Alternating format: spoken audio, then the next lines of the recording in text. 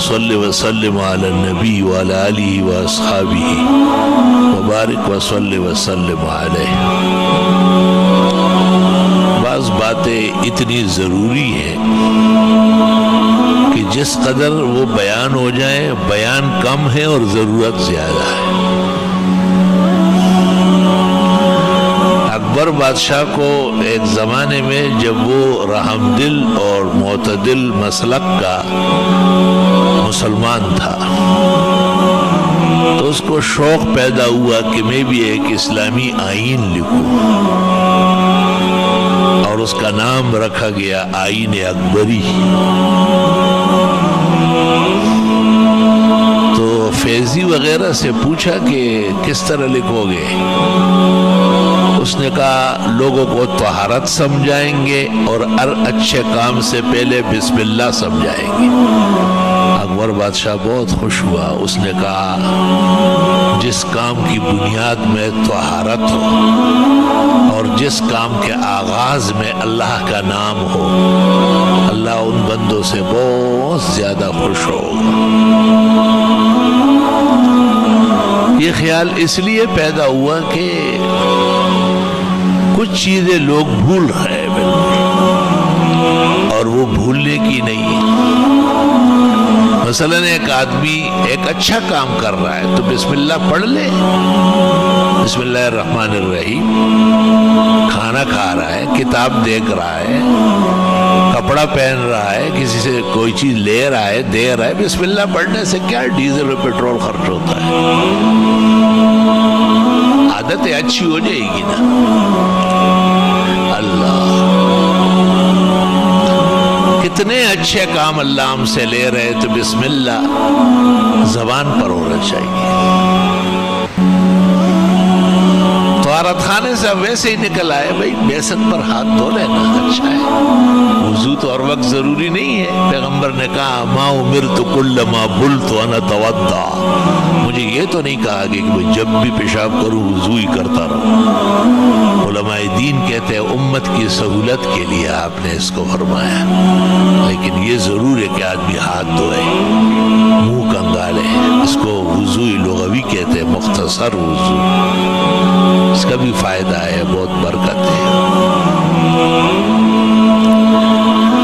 نعمت جو پانی کی ہے اس کا یہ بھی تو شکر ہے کہ ہمیں تو کنٹرول سے استعمال کرنا ہے۔ 3 دفعہ ہاتھ دھونے، 3 دفعہ کلی کرنی ہے، 3 دفعہ ناک دھونا ہے۔ قصدن نہ 2 دفعہ جائز ہے اور نہ 4 دفعہ جائز ہے۔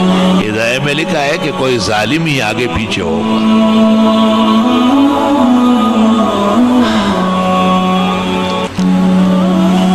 سر کا مسح 1 دفعہ ہے اور باقی ہاتھ کونیوں تک یا پیر ٹخنوں تک دھونا 3 دفعہ ہے، اور وضو میں پانی کم سے کم استعمال کرنا ہے۔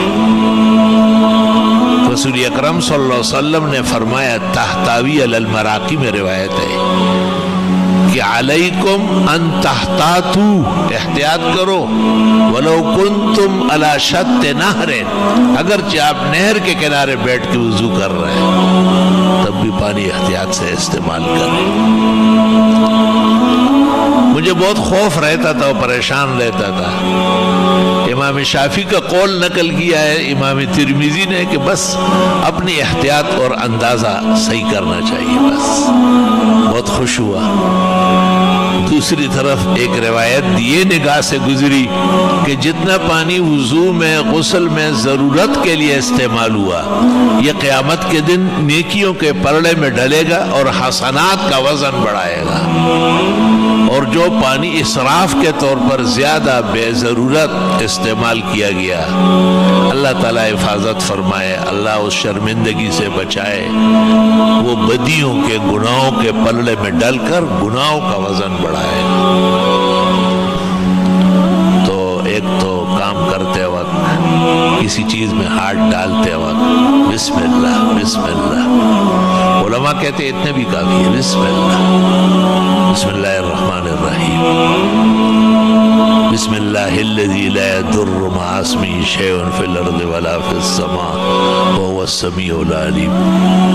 شرح شمائل میں ہے، ابراہیم بیجوری نے لکھا ہے کہ جب یہ دعا پڑھ لی جائے نا تو چاروں طرف، مشرق مغرب شمال جنوب، ہر طرف سے اللہ تعالیٰ ملائک کو حکم دے دیتا ہے کہ یہ کیا کہہ رہا ہے، بھاگو نا۔ چاروں طرف سے اس کی حفاظت کے لیے فرشتے کھڑے ہو جاتے ہیں، کیونکہ اس میں یہ ہے کہ میں اس اللہ کے نام سے شروع کرتا ہوں کہ اس کے نام کے بعد کوئی مخلوق نہ آسمان کی اور نہ زمین کی کچھ بگاڑ سکتی۔ اتنا بہترین کلمہ ہے، ہم پورا دن لگے رہیں گے اتنی بڑی بات نہیں کر سکتے جو پیغمبر نے وہی سے کہی۔ بسم اللہ الذی لا یضر مع اسمہ شیء فی الارض ولا فی السماء وهو السمیع۔ بچے ڈرتے ہیں، بھائی آپ کے اوپر حق نہیں ہے ان کا کہ آپ کلمات پڑھ کے دم کریں، یہ کلمہ پڑھو نا، آیت الکرسی پڑھو، آخری 4 کل پڑھو 3 دفعہ، تمام بزرگوں کا عمل ہے، اب دیکھو فائدہ ہو رہا ہے یا نہیں۔ بھائی ہماری کیا محنت مشقت ہے، کچھ بھی نہیں ایسے ہم آپ کہے یا اللہ اس میرے کم عمل میں، تھوڑی محنت میں زیادہ اجر عطا فرما، اللہ خوش ہوتا ہے اس سے۔ کسی کے ایک آنسو سے ہزاروں دل دھڑکتے ہیں، کسی کا عمر بھر رونا یوں ہی بیکار جاتا ہے۔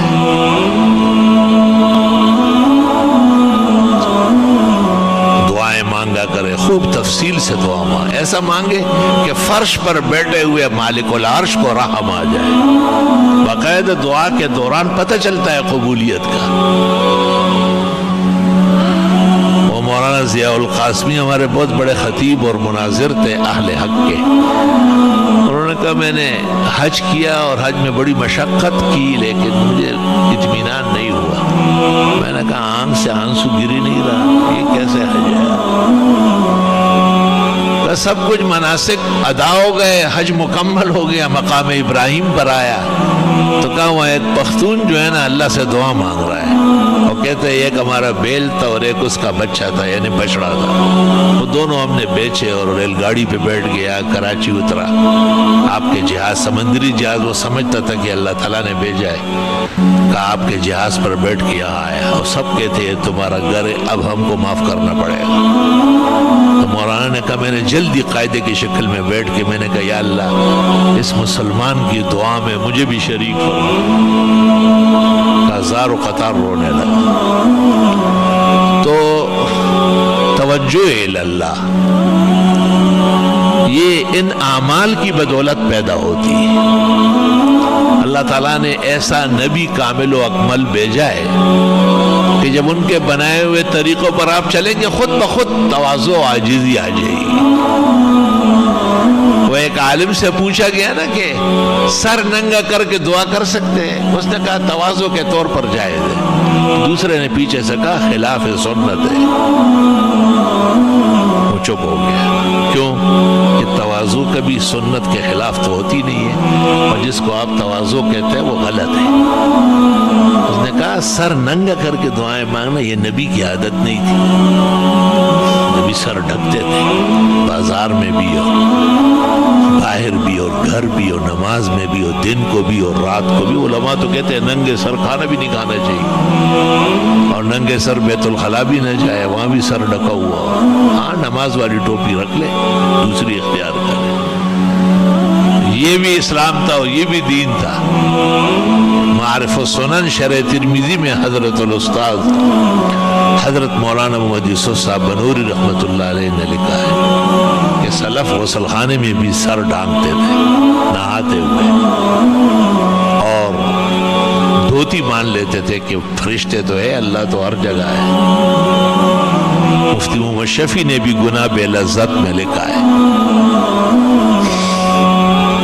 اور کھانا کھاتے وقت اور بیت الخلاء جاتے وقت سر ڈھانکنا یہ بھی لکھا ہے حضرت صاحب نے، اور لوگوں نے بھی لکھا ہے۔ آج وہ زمانہ آیا کہ مسجد میں لوگ آتے ہیں ننگے سر، اس کو پتہ نہیں کہ یہ مسجد ہے یا کلب ہے، یہ خدا کا گھر ہے یا کوئی میرج گارڈن ہے۔ اتنی زیادہ بے توجہی اور اس قدر بے پرواہی تو نقصان دہ ثابت ہو جائے گی۔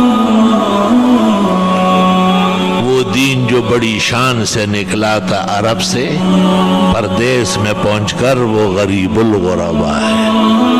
کس شان کا دین ہے اور کس قدر بے پرواہی برتی جا رہی ہے۔ بھئی آپ مسجد آتے ہیں، اللہ ہمیشہ آنا نصیب فرمائے، بھئی دائیں پاؤں آگے کر کے روانہ ہو جاؤ نا، سنت زندہ ہو جائے گی۔ آپ کے دائیں بائیں کا کوئی فرق نہیں ہے آپ کو۔ خیر کے کام میں دائیں پاؤں آگے، بیت الخلا جاتے وقت پہلے بائیں پاؤں اندر کرو، نامناسب کام ہے، مجبوری ہے۔ نکلتے وقت بہترین وقت ہے، خیر و عافیت سے فراغ ہو گیا، دائیں پیر باہر نکالو۔ بھئی یہ دائیں بائیں ہمارا نام ہے اصحاب الیمین، اصحاب المیمنہ، دائیں اور بائیں کے فرق کرنے والے خوش نصیب، جن کی نہ شریعت ہے نہ دین ہے، ان کے ہاں اگر بایاں ہے تو وہ ویسے ہی رسوا ہے قیامت کے دن، یہی سے رسوا ہے۔ لیکن آپ تو کامل و اکمل دین والے ہیں، الیوم اکملت لکم دینکم، آج سے میں نے تمہارا دین مکمل کیا۔ دین کیسے مکمل؟ وَأَتْمَمْتُ عَلَيْكُمْ نِعْمَتِي، یہ نعمتیں پوری ہو گئی۔ اللہ اکبر۔ جوتے اتار رہے، موزے اتار رہے، کہتے بائیں سے پہلے اتارو اور نیچے رکھو، پھر دائیں سے اتارو۔ اتارنے میں بائیں پہلے ہیں اور پہننے میں دائیں پہلے ہیں۔ دائیں پیر اتار کر مسجد میں داخل کرو۔ اللہم افتح لی ابواب رحمتک، اللہم صلی وسلم علی النبی پڑھ لیں۔ مسجد میں آتے رہے صفوں کی طرف، یہ نہیں کہ بیڑ بکریہ کی طرح کوئی وہاں بیٹھ گیا کوئی وہاں بیٹھ گیا، یہ کوئی بندروں کا ڈانس تو نہیں ہے۔ مسجد خانہ خدا ہے، صف اول، صف ثانی، صف ثالث، ان تین کا اہتمام بہت زیادہ ہے۔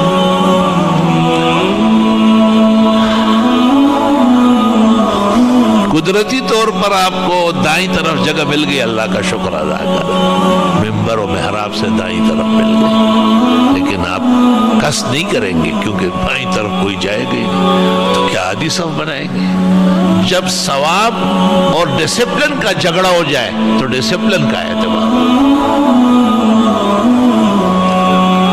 اس لیے جن صحابہ نے جانے میں دیر کی اور آپ کے پیچھے جمعہ پڑا، آپ نے کہا 500 سال جنت دیر سے جاؤ گے، تم نے ڈسپلن کا نقصان کیا ہے۔ ڈسپلن یہ ہے کہ میں نے کہا کہ نکلو اور تم اپنی بات کر رہے ہو کہ جی جمعہ پڑھ کے چلے جاتے ہیں۔ یہ ایک بڑا مسئلہ ہے کہ اسلام کے اندر ڈسپلن، جسے آپ کہتے ہیں بہترین اسلوب، عمدہ طریقہ کار، وہ قابل تعریف ہے۔ بھئی صفوں میں آپ آئے، بھئی صفوں میں بیٹھ جائے نا، انتظار کرے جماعت کا۔ منتظرین جو جماعت کے ہیں، صحیح مسلم اور ترمذی میں ہیں، وہ نمازی کے حکم میں ہیں، یہاں تک کہ آنے والا سلام نہ کرے۔ عالمگیری، مرقات، تمام معتبرات۔ اگر کسی نے غلطی سے السلام علیکم کیا، لوگوں کو مسئلے کام ہے، روز میں یہ بیان کرتا ہوں، بورڈ بھرے ہوئے، پمفلٹ شائع ہے، پھر بھی جتنی کوتھی ہوتی آن کلوتی۔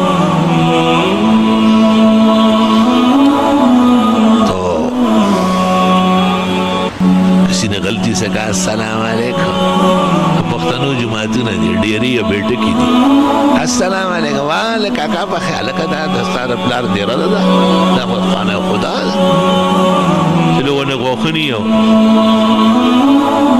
وناٹائی نوگا تا دیر ڈیلی ڈیلی کی۔ مسائل علماء کا میدان ہے، یہ بیان نہیں کریں گے، قیامت کے دن آتشی زنجیروں سے جکڑے جائیں گے اور آتشی کینچیوں سے ان کی زبانیں کاٹی جائیں گی کہ آپ کے سامنے بیان گڑبڑ ہو رہی تھی، خاموش تھے آپ۔ تو علماء کہتے ہیں کہ یہ جو السلام علیکم کی اس غریب سے غلطی ہو گئی، مسئلہ معلوم نہیں ہے، آپ کو تو معلوم ہے نا، تو لا یجیبون، عالمگیری میں جواب نہیں ہے اس کا، تاکہ اس کو احساس ہو جائے۔ اب جماعت کڑی ہو رہی ہے، اب یہ چاروں طرف کیا دیکھ رہے ہیں؟ یہ وہی پاکستان ہے، گلشن اقبال ہے، آسان مسجد ہے۔ آج صبح فجر میں نے ایک بزرگ ساتھی کو بہت صاف ڈانٹا، میں نے کہا کتنی قیمتی باتیں ہو رہی ہے، تم متوجہ نہیں ہو؟ یہ جو مسئلہ ہے کہ چھوٹے بچوں کو آگے نہ آنے دے، کیوں؟ ان غریبوں کو سمجھ نہیں ہے انتشار ہوتا ہے، تو اگر کوئی بزرگ بھی صف میں بیٹھا ہوا ہے، منتشر الذہن ہے، تو اس کو بھی سنبھالنا پڑے گا، لگام دینا پڑے گا اس کو۔ میں نے کہا کہاں دیکھ رہے ہیں؟ دیکھنا صرف امام کا حق ہے، لیقدم المتأخر ولیؤخر المتقدم، جو آگے ہے تھوڑا سا پیچھے ہو جائے، جو پیچھے ہے تھوڑا سا آگے ہو جائے، صف بنا لے، صف درست کر لے، سر ڈھک لے، پانچے اوپر کر لے، پیروں میں فاصلہ کم کر لے۔ یہ امام کا مقام ہے، یہ نمازیوں کا نہیں ہے۔ سلام پھیرو چاروں طرف، کیا آپ قید خانے سے نکل آئے؟ وہ یار آرام سے بیٹھے رہو۔ پھر صفوں کے لیے کھڑے ہوتے ہیں تو ہاتھ باندھ لیتے ہیں، خاص کر ہمارے صوبہ سرحد سے جو آتے ہیں، ہداہم اللہ، خدا انہیں اور ہم سب کو ہدایت دے۔ ان کا یہ خیال ہے کہ یہ بڑا کارخ ہے۔ بھائی صفوں، نماز سے پہلے اللہ اکبر سے پہلے ہاتھ کھلے چھوڑنا سنت ہے، اس کو ارسال کہتے ہیں، ہاتھ کھلے چھوڑنا۔ اور اللہ اکبر کے بعد ہاتھ باندھنا سنت ہے، اس کو وضع کہتے ہیں، واو ضاد عین وضع۔ تو ہاتھ باندھنا اللہ اکبر کے بعد ہے، یہ بھی اللہ اکبر ہوا ہی نہیں ہے، اس نے ناف پہ ہاتھ باندھے ہوئے ہیں، اس کو سنبھالنا پڑے گا۔ مسائل میں جرأت کے ساتھ بیان کرنا یہ عالم کا میدان ہے، وہ تمام بدعات اور رسوم کو چاک کر کے آگے بڑھتا ہے۔ الحمدللہ بھائی نماز ختم ہو گئی، اب نمازیں دو قسم کی ہے، ایک فجر اور عصر ہے، جن کے بعد کوئی شغل نہیں ہے، بیٹھے رہے آپ، تسبیحات دائیں ہاتھ سے گنے، آیت الکرسی پڑھے، واعظ نصیحت ہو وہ سنے، تلاوت کرے، دعا مانگے، اس طرح عصر کے بعد۔ لیکن ظہر، مغرب اور عشاء میں موقت سنتیں ہیں، اور فقہاء اور محدثین کا اس پر اجماع ہے، ایک فقیہ و محدث دنیا میں نہیں ملا جس نے کہا ہو کہ خیر ہے بیٹھے رہے یہ تسبیحات پوری کر لیں۔ صرف شاہ ولی اللہ محدث نے اتنا سا کہا تھا کہ کبھی تسبیحات کے لیے کبھی سنتوں کے لیے۔ حضرت مولانا انور شاہ سے فرماتے تھے، سوچ نہیں سکتا ہوں کہ شاہ ولی اللہ ایسی کمزور بات کرے، گنجائش ہوتی تو شاہ ولی اللہ کا امام الہند ہونا انور شاہ سے زیادہ کون جانتا ہے، مسئلہ غلط ہے، اجازت نہیں دی۔ مولانا بھی معارف السنن میں لکھ دے وَلَمْ يَرْضَى بِهِ شَيْخُنَا، شاہ ولی اللہ کی تجویز پر ہمارے استاذ مولانا انور شاہ راضی نہیں ہوئے کہ نہیں، اس سے سنتوں کا نقصان ہو جائے۔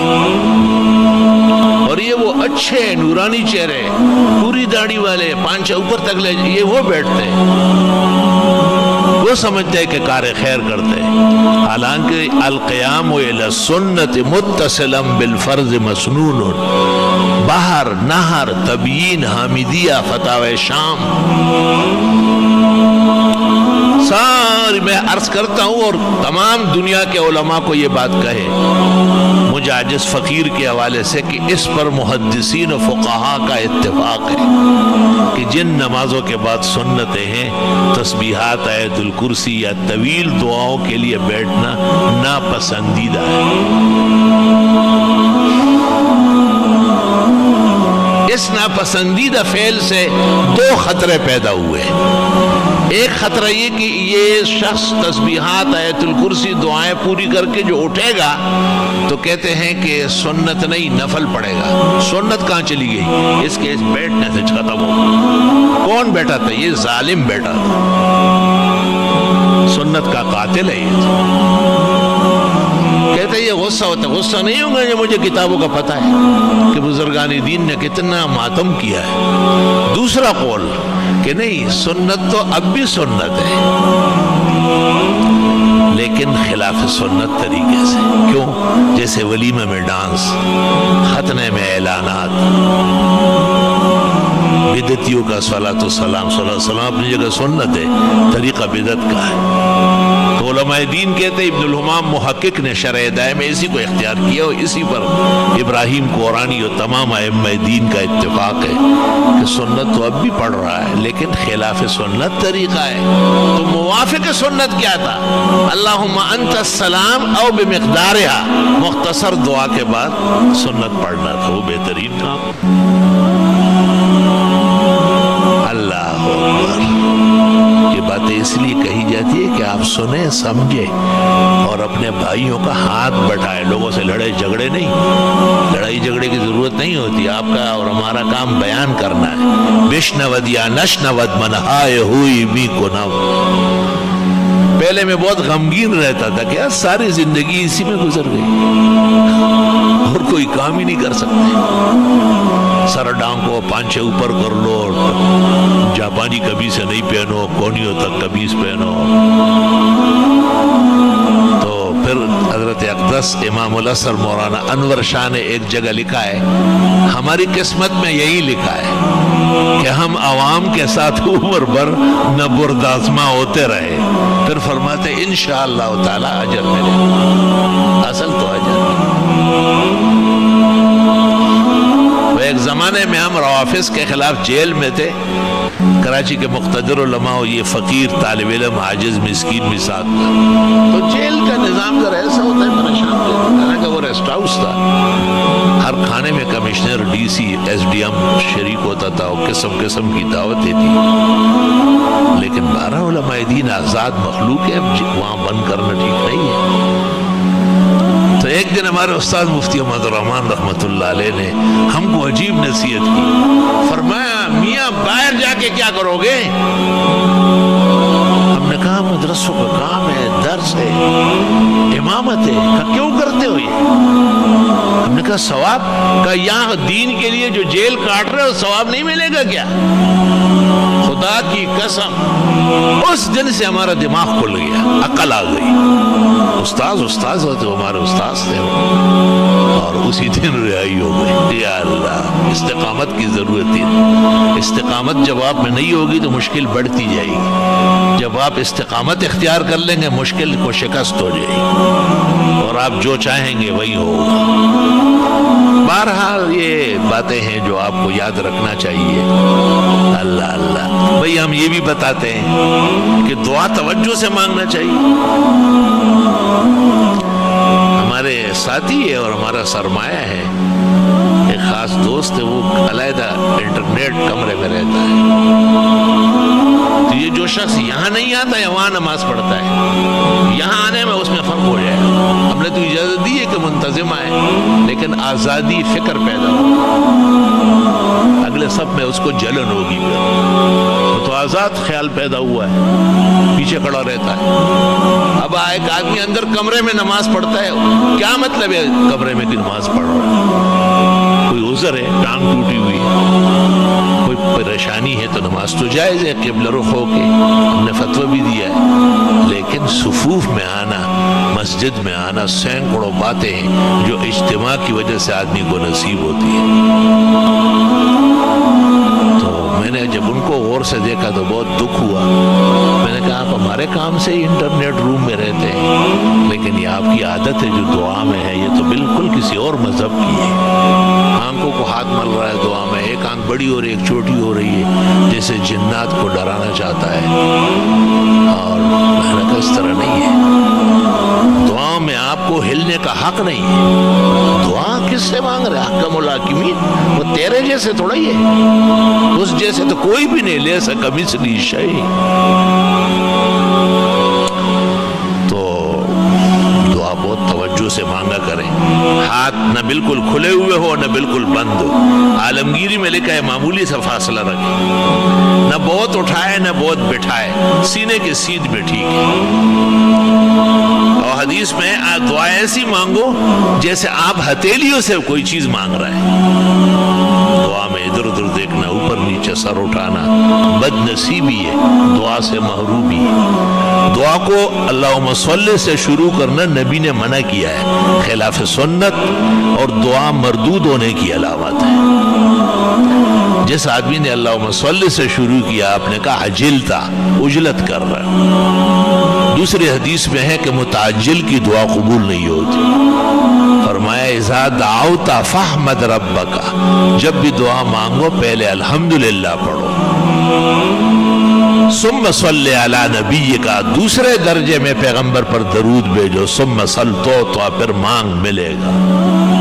آپ اندازہ لگائے، یعنی دعاؤں کے آداب بھی بڑے بڑوں کو یاد نہیں۔ اللہم صلی علی محمد، بابا یہ کیا ہو رہا ہے؟ یہ آپ کی اپنی کوئی شریعت ہے کیا؟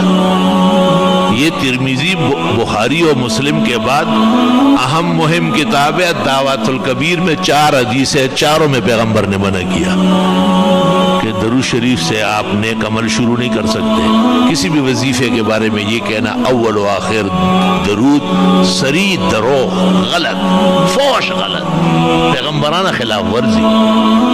اول الحمدللہ، سبحان اللہ، التحیات للہ، اللہ اکبر، کوئی بھی کلمہ مدح الہی پر دلالت ہو وہ حکم الحمدللہ میں۔ شکر کرو کہ مرنے سے پہلے پتہ چلا، ورنہ لحد میں اتر جاتے ہو، منکر نکی ڈنڈے سوٹے دکھاتے کہ آج تک تو نے انسانوں والی دعا بھی نہیں مانگی۔ ترمذی شریف جلد اول جہاں کتاب الصلاۃ پوری ہو رہی، امام ترمذی کہتے ہیں باب الثناء علی اللہ، پہلے اللہ کی حمد و ثنا، ثم الصلاۃ علی النبی، پھر درود، ثم الدعا، اب مانگو جو مانگنا۔ اللہ تعالی ہماری عاجزانہ دعائیں بھی قبول فرمائے، اور بھی بہت مسئلے مسائل ہیں، بیان کرتے رہیں گے۔ آج میں کچھ تھکا ہوا بھی تھا، وہ ایسے ہی رہتا ہے، اور کچھ مہمان بھی آئے ہیں، ان کی بھی خدمت باقی ہے۔ بس یہی چند باتیں منتشرات۔ ہاں، اس میں یہ بھی ایک بات رہ گئی کہ مسجد سے نکلتے وقت پھر بھی خیال رکھنا ہے، بایاں پاؤں پہلے نکالیں اور نیچے رکھیں، جوتے میں نہ رکھیں، بندگی اختیار کریں، اللہم انی اسألک من فضلک پڑھ لیں، پھر دایاں پیر جوتے میں ڈالیں۔ پہننے میں دایاں پہلے ہیں، اتارنے میں بایاں پہلے ہیں، بخاری نے کتاب اللباس میں باب قائم کیا ہے، اور دعائیں مانگتے رہیں۔ اب کتنے لوگ یہاں بیٹھے جو اس خیال میں کہ ہمارے لیے دعا کر رہے ہیں، ہم جو ہے نا کاروبار اچھا ہو جائے، اچھی نوکری مل جائے، یہ سب کہتے ہیں نا، لوگ پریشان ہیں، لیکن میں یقین سے کہتا ہوں کہ یہ جھوٹے ہیں، بالکل جھوٹے، پکے جھوٹے۔ کیوں؟ یہ دعا کیا ہے؟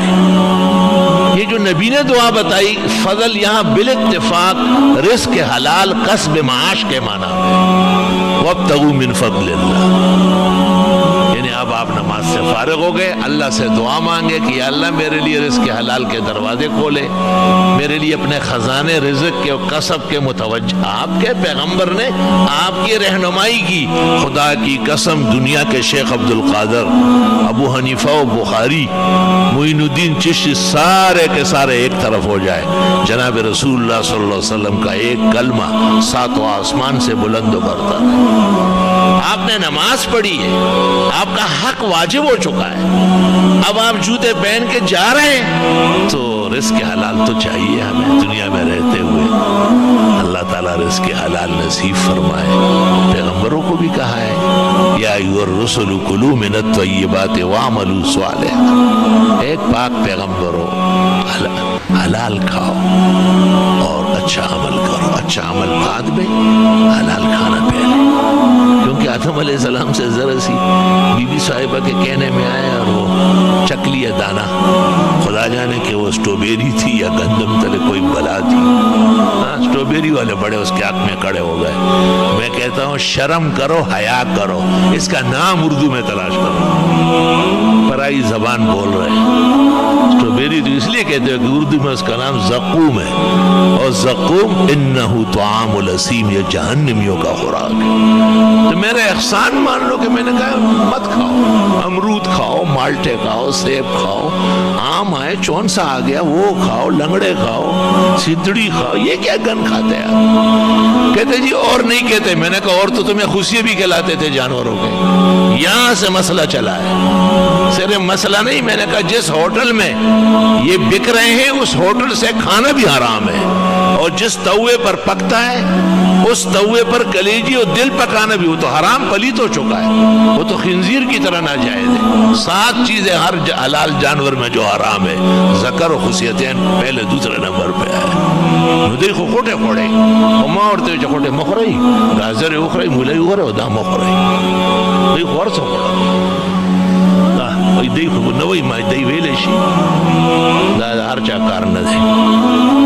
یا ایوہ الذین آمنوا کلوا من طیبات ما رزقنا، اے مسلمانوں حلال چیزیں کھاؤ، واشکروا للہ، اللہ کا شکر کرو کہ تمہیں پتہ چل گیا، ان کنتم ایاہ تعبدون، اگر واقعی تم اللہ کی عبادت کرتے۔ الحمدللہ رب العالمین، نستغفرک اللہم ونسألک السلام والعافیہ، لا الہ الا اللہ وحدہ لا شریک له، لہ الملک ولہ الحمد وعلی کل شیء قدیر۔ ربنا آتنا فی الدنیا حسنہ وفی الآخرۃ حسنہ وقنا عذاب النار۔ اللہم انا نسألک العفو والعافیہ فی الدنیا والآخرہ۔ اللہم انا نعوذ بک من جمیع المحن والفتن ما ظہر منها وما بطن۔ یا اللہ بیماروں کو صحت شفا دے، پریشان حالوں کی مدد فرمائے۔ ہمارے جو بھائی رزق حلال کسب معاش میں فکر مند ہیں، ان پر خصوصی فضل و احسان شامل کر لے۔ خدایا ان کے لیے بند دروازے کھولے اور دور کے خزانے قریب لے آئے۔ کم محنت پر زیادہ اجر اور عمدہ معاش اور بہترین حیات طیبہ نصیب فرما۔ اللہ نسل و نسب میں تا قیامت خیر الرجال صالحین پیدا فرما۔ سال کی ابتدائے نئے نئے طلباء باادب لیا، باذوق لیا، علم و عمل کے اولیاء و صلحاء متوجہ فرما۔ مجاجز فقیر و رفقاء کار کی مدد فرما۔ احسن العلوم کے در و دیوار چپے چپے سے توحید و سنت اور فقہ کی نہریں اور چشمے جاری فرما۔ تمام شاخیں مدارس، مقاصد، دراسات، الاحسن اسلامی فاؤنڈیشن، جامع عثمان مسجد طاہر اور جامع مسجد حضرت اقدس مولانا مفتی محمود صاحب نوری آباد کی تعمیر و تعلیم بہت جلدی تکمیل تک پہنچا۔ بنانے والوں، توجہ کرنے والوں کو خوب خوب اجر نصیب فرما۔ پورے عالم کے مسلمان جو اس درس سے فیضیاب ہو رہے ہیں، اللہ تعالیٰ ان کو مزید فیض نصیب فرما۔ کچھ حواسد اور دشمنان دین جو ظاہراً دینی شکلوں میں ہیں، ان مارے آستینوں سے اللہ مسلمانوں کے عقائد و اعمال اور معاشرہ محفوظ فرما۔ اللہ سب کے انجام و عاقبت بخیر و عافیت فرما۔ صلی اللہ علیہ وسلم۔